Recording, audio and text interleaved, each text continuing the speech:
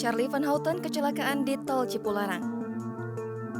Mobil yang ditumpangi Charlie Van Houten kecelakaan di ruas tol Cipularang pada Sabtu 9 Juli 2022 pukul 12 malam waktu Indonesia Barat. Charlie Van Houten membagikan video pendek setelah mengalami kecelakaan di akun media sosialnya Sabtu siang tadi. Di video tersebut, Charlie Van Houten terlihat masih sadar.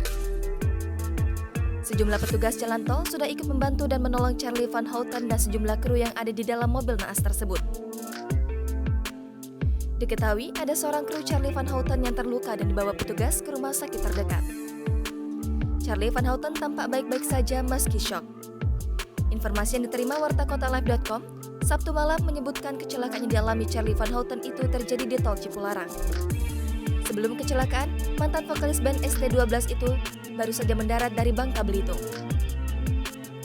Charlie Van Houten ditemani sejumlah kru saat manggung di Bangka Belitung.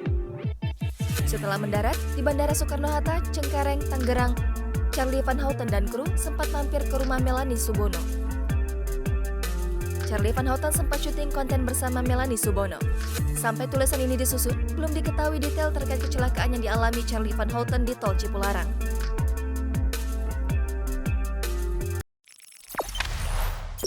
Jangan lupa subscribe, share, komen, dan like ya!